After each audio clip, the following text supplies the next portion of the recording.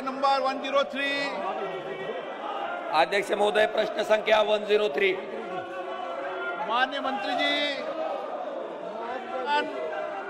बाढ़ पर महत्वपूर्ण क्वेश्चन माननीय सदस्य पूछ रहे हैं। देश में कई राज्यों में बाढ़ आई है, महत्वपूर्ण सवाल पूछ रहे हैं। आप भी जाइए, अपने अपने इलाके की जनता की समस्याओं को यहाँ रखें। माननीय अध्यक्ष महोदय, तख्तियों के लिए जनता ने आपको चुनकर नहीं भेजा था। मंत्री जी को पूछना चाहता हूँ, देश में अध्यक्ष महोदय, मेरे संसदीय क्षेत्र उस्मानाबाद, परभनी और पूरे मराठवाड़ा में सन 2020 14-15 अक्टूबर को बहुत भारी मात्रा में बारिश हुई थी, जिसकी वजह से पशुओं का, खेती का और फसल का, किसानों का 100% नुकसान वहां पे हुआ था।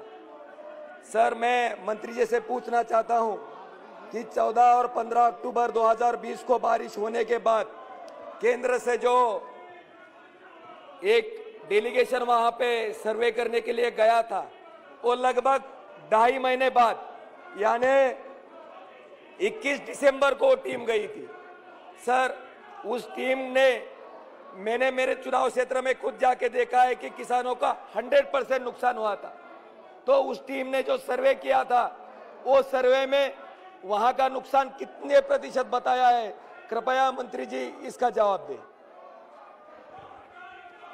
माननीय अध्यक्ष महोदय जी, जैसा कि इन्होंने अपने क्षेत्र की नुकसान के बारे में जिक्र किया है और भारत सरकार की जैसे योजना के तहत नुकसान होने पर फसल बीमा योजना के तहत जो वहाँ से राज्य सरकार की गिरदावरी की रिपोर्ट आती है, उसके आधार पर उनको क्लेम दिया जाता है।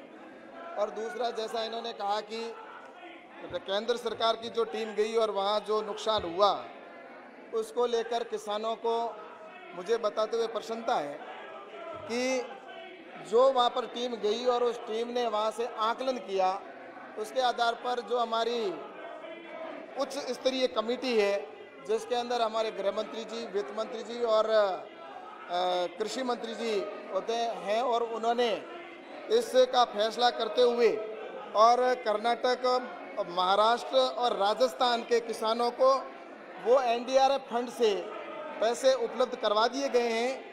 और इसके तहत महाराष्ट्र के अंदर 701 करोड़ रुपए स्वीकृत किए गए और वहीं राजस्थान में 113.69 करोड़ रुपए स्वीकृत किए गए। वहीं कर्नाटक के लिए भी 729.3 करोड़ रुपए एनडीआरएफ फंड के माध्यम से किसानों को उपलब्ध करवाए जाएंगे। तो निश्चित रूप से मैं कह सकता हूं कि प्रधानमंत्री जी जिस तरह से किसानों के लिए कल्याण के लिए काम कर रहे हैं, वहीं पर आज मैं देख रहा हूं विपक्ष जिस तरह से किसानों के इतने महत्वपूर्ण मुद्दे के ऊपर हंगामा करके देश को क्या दिखाना चाहते हैं। जहां किसान के लिए प्रधानमंत्री जी एक तरफ चिंता कर रहे हैं कि देश की किसान की इनकम बढ़े, किसानों की इनकम डबल हो, और वहीं पर कृषि के इतने महत्वपूर्ण कानून बने, उसी के माध्यम से आने वाले समय जवाब दीजिए माननीय मंत्री जी।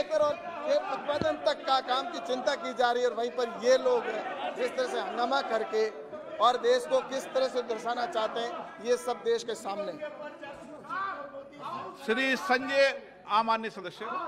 मंत्री जी, मैं मंत्री जी से पूछना चाहता हूं सर, जो महाराष्ट्र सरकार ने नुकसान का ज्ञापन आपको सौंपा था, एनडीआरएफ से जो मदद मांगी थी, वो लगभग 3,721 करोड़ की थी और बड़ी मात्रा में नुकसान होने की वजह से ये जो मदद मांगी गई थी वो एकदम वाजिब थी।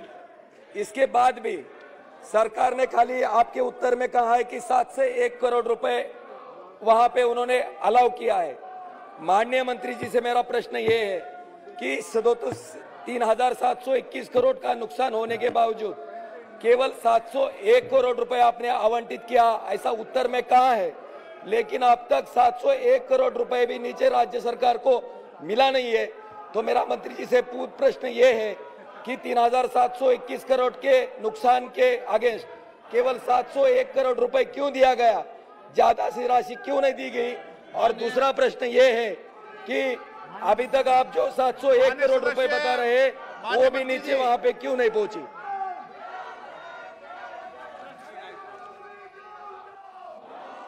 माननीय अध्यक्ष महोदय, सदस्य की चिंता अपने क्षेत्र और राज्य के दृष्टि से वाजिब है, लेकिन मैं आपके माध्यम से सदस्य के संज्ञान में लाना चाहता हूं कि जब इस प्रकार की नेचुरल कैलेमिटी होती है तो उस समय एक प्रक्रिया बनी होती है। एक तो केंद्र सरकार के द्वारा प्रधानमंत्री फसल बीमा योजना संचालित की जाती है। किसानी का जो नुकसान होता है वो फसल बीमा योजना के तहत कवर होता है और किसानी तथा अन्य प्रकार के जो नुकसान होते हैं वो एनडीआरएफ और एसडीआरएफ के तहत कवर होते हैं। महाराष्ट्र में जब कैलेमिटी आई तो निश्चित रूप से प्रधानमंत्री फसल बीमा योजना का भी फायदा महाराष्ट्र के किसानों को मिला और महाराष्ट्र सरकार ने नेचुरल कैलेमिटी आने के बाद जो ज्ञापन केंद्र सरकार को प्रस्तुत किया, केंद्र सरकार ने अंतर मंत्रालयीय समिति बनाई। उस समिति ने राज्य सरकार के अधिकारियों के साथ प्रवास किया और प्रवास करने के बाद उस समिति ने अपनी अनुशंसा की। अनुशंसा करने के बाद जब वो गृह मंत्री जी के पास आती है तो गृह मंत्री जी ने महाराष्ट्र के लिए 701 करोड़ रुपया स्वीकृत किया है और साथ ही साथ अगर आप देखेंगे तो 2021 खरीफ और रबी 2021 के दौरान महाराष्ट्र में फसल बीमा योजना के अंतर्गत 67.96 लाख हेक्टेयर क्षेत्र का बीमा किया गया, जिसमें 11.43 लाख किसान ने अपना दावा प्रस्तुत किया और फसल बीमा के अंतर्गत 750 करोड़ रुपया किसानों को उसका लाभ दिया गया।